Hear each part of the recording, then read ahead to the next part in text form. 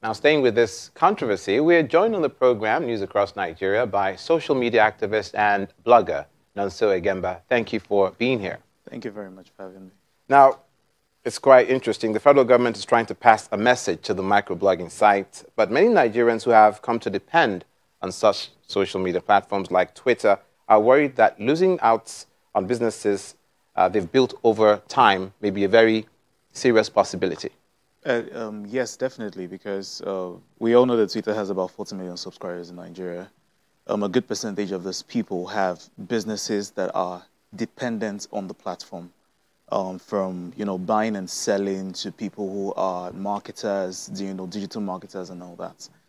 This and then come to imagine that we have just come out from a pandemic and at the same time a recession, and so this has some kind of effect on the finances of these young people.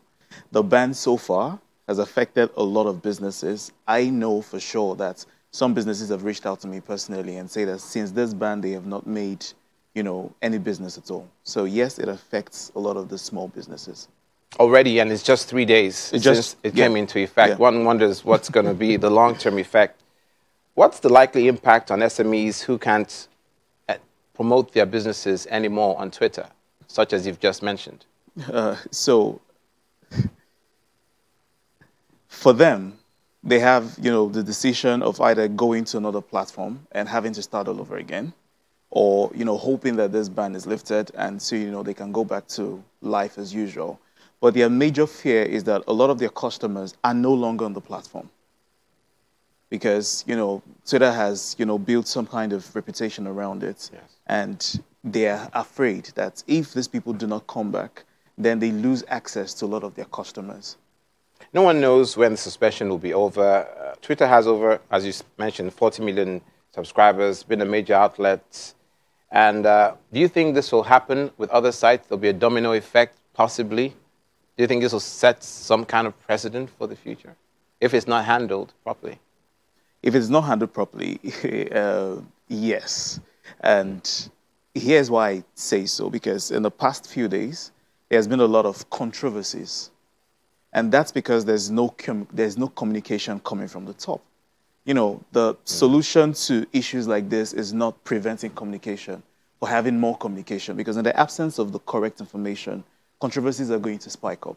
There are controversies that Nigeria is planning to build a firewall and we cannot access so many other sites and all that. So yes, there might be a domino effect looking at that, because if we lose control of this, then we'll lose control of every other site. Tell me what your biggest concern is in this entire saga. What do you think could be the absolute worst case scenario versus the best case scenario? Yeah. My fear in all of this is the freedom of expression. Okay.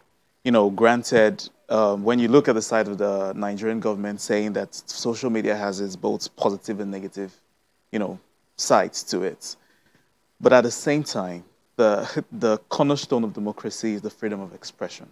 You may not like my opinion, but you are sure you have the right to defend it, the right for me to express those opinions. In the cases when my opinions, prevent or rather affect the sovereignty of a nation, then you can prosecute me for it.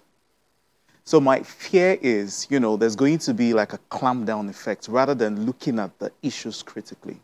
And looking at the issues critically is having a conversation with the people. When there are people saying one particular thing, I think it's time for you to, sit down and listen.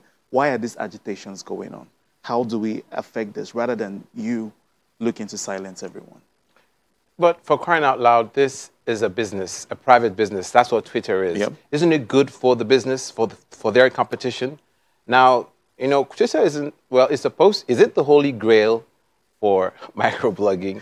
And wouldn't this open the door for other business, to come and also create a more level playing field where their influence possibly wouldn't be so widespread, so that further afield, there'll be other sites that will also have a leg in.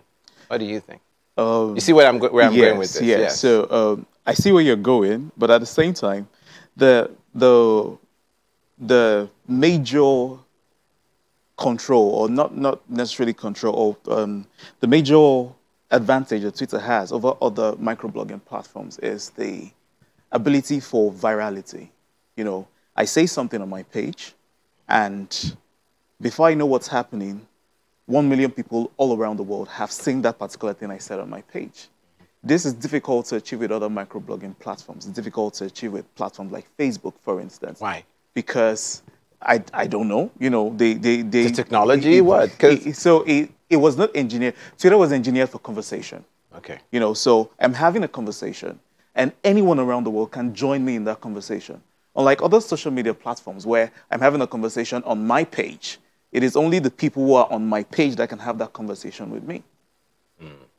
And when you're talking about discourses, I would want opinions from every other person. And that's what has given Twitter its ability to, you know, in quotes, be like the top player in this particular field. And that's because it encourages conversations from everyone. I am on my page and I'm having a conversation with someone in India. I am getting that person's perspective on certain issues. Now, in a sentence, how do you see this playing out in the end? I honestly don't know. Okay. I would hope that both parties resolve it to, you know, we're looking at how, I hope that both parties resolve it in such a way that nobody suffers damage. Looking at the way it is, a lot of people are suffering. A lot of businesses are struggling to, you know, make a name already suffering. When we look at the economy of any nation, the people who own this economy are the small and medium scale businesses. In Nigeria, we seem to have just, you know, the people, and then we have the big businesses. And we have, when you have the small and medium scale trying to get ahead and you know, try to make it difficult for them, you may in some way impede the economy of that country. We hope it plays out for the good of the people and the federal government who are representing the people. Definitely. Thank you so much for being with us. Nonso Egemba, social media activist and blogger. Thank you.